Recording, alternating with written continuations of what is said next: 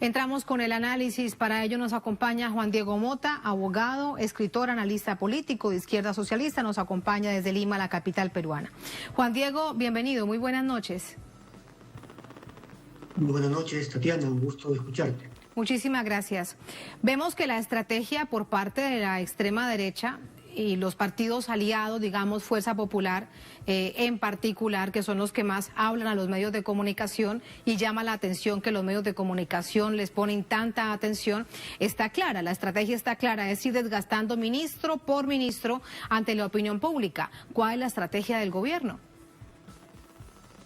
Sí, en efecto, luego de que en el Congreso se diera la confianza y se rechazaran las pretensiones desestabilizadoras que buscaban tumbarse el gabinete por parte del sector de la extrema derecha en el Perú, la estrategia de la derecha es cuestionar uno por uno los ministros. Eso lo han dicho expresamente, vamos a ir uno por uno, han dicho. Sin argumentar más razones técnicas, digamos, porque, digamos, en cualquier democracia es válido disentir, tener cuestionamientos respecto a las actitudes técnicas de cómo un gobierno está haciendo las cosas, ¿no? Pero llama la atención de que los cuestionamientos no sean por cuestiones técnicas, teniendo en cuenta que este gobierno recién tiene un mes en el ejercicio del poder, sino que son cuestionamientos de orden político y muchos de ellos simplemente prejuicios de orden ideológico que puede tener un sector de la derecha. Ahora, frente a eso, el gobierno lo primero que hizo es dar un mensaje claro, creo yo, a la población respecto a que se va a concentrar en solucionar o implementar las promesas electorales. El pueblo está en la expectativa de que eso sea así, está vigilante de que eso sea así. Y en segundo lugar, pues en el Congreso implementó una estrategia de diálogo, de conversación con los sectores más democráticos y lograron desactivar por lo menos la primera intención de vacancia del gabinete. Ahora, con respecto ya a los casos puntuales de los ministros, en este caso del ministro de Trabajo, el señor Ibero Maraví, creo yo que ha habido una recomendación por parte del Premier o el presidente del Consejo de Ministros, mejor dicho, argumentando que sería recomendable removerlo. Y eso ahora está en manos de la decisión del presidente Pedro Castillo. Sin embargo... Sí, permíteme preguntarte aquí algo, Juan Diego. ¿Y el primer ministro tiene la potestad de decirle a un ministro que renuncie sin la aceptación, sí o no, del presidente de la Nación? Quien remueve, propone, quien decide quién sale o quién entra es el presidente, a recomendación del presidente del Consejo de Ministros, ¿no? Quien decide es Pedro Castillo, pero quien sugiere, recomienda, plantea, propone es el presidente del Consejo de Ministros, el señor Guido Bellido. Eso es lo que dicen las normas y eso es lo que entiendo está sucediendo, ¿no? El señor Guido Bellido ha propuesto que se remueva a señor, al ministro. Y el presidente Pedro Castillo no, el presidente Pedro Castillo, Juan Diego, no se ha pronunciado aún.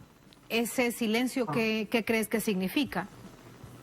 Están evaluando el tema, ¿no? Es un tema muy sensible porque la presión de la derecha es muy fuerte. Sin embargo, creo que hay que ir al meollo del asunto.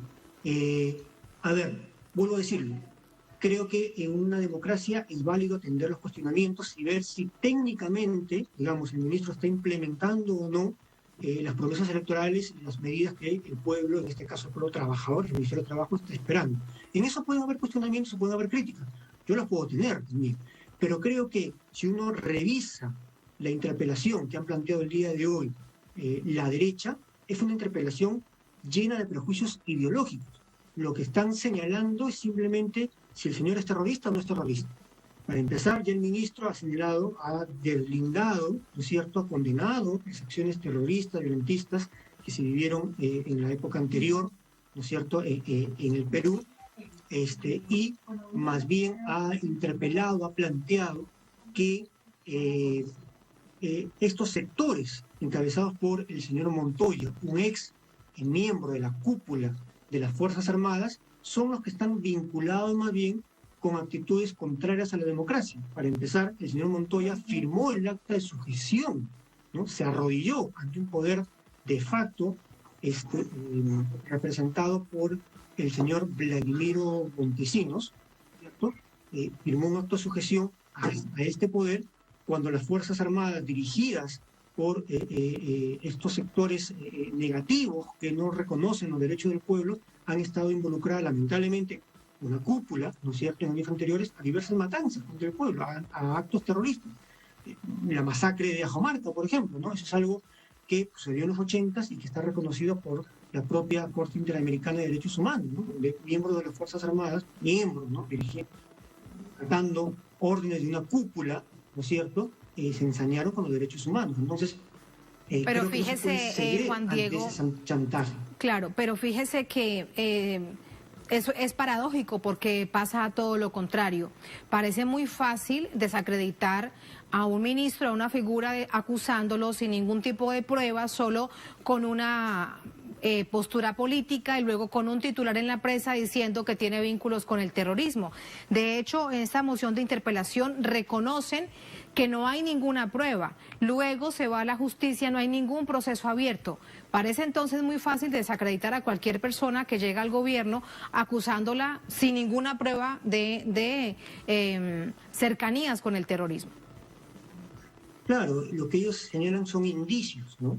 Pero si vamos a estar a ese nivel, yo también podría decir que hay indicios suficientes para que esos acusadores, como el señor Montoya, no son indicios, sino pruebas, ¿no es cierto?, han estado coludidos con el señor Montesinos, que está sentenciado por crímenes de lesa humanidad, por violaciones de los derechos humanos, ¿no es cierto?, que está sentenciado por vínculos con, o por haber participado en acciones de traición a la patria, ¿no es cierto?, cuando él era militar en su momento, y por actos de corrupción que todos conocemos. Entonces, si nos ponemos a ese nivel, ¿no es cierto?, más bien los acusadores serían los acusados.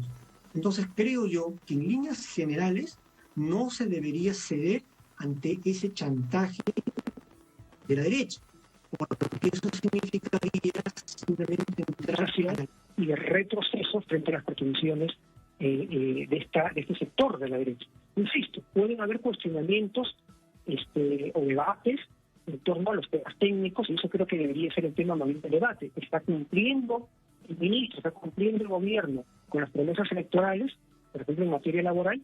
Ahí podemos discutir, ¿no es cierto? ¿Se va a cumplir con el aumento de la remuneración mínima vital o no? ¿Se va a cumplir con la eliminación o poner con controles a la ley de tercerización de su contratación, o el tema de los contratos temporales, o se va a fortalecer la negociación colectiva, el derecho a la huelga, etcétera? Esos son temas más bien que los peruanos queríamos que se debaten, y estamos a la espera de que el ministro y el sector tenga propuestas que respondan a los intereses del pueblo. Pero caer en el debate que la derecha plantea es un sinsentido, y creo yo que el gobierno debería tener una decisión firme más bien frente a eso, y se pasa a los temas de fondo, que son los que nos interesan a todos los peruanos. Fíjense, ya se ha salido en el caso de Héctor Béjar, ¿no?, a quienes lo sacan también por temas vinculados a criterios ideológicos, ¿no?, políticos, por prejuicios ideológicos que la derecha, que perdió las elecciones, no acepta. En este caso se pretende hacer lo mismo. Creo que no es un motivo válido.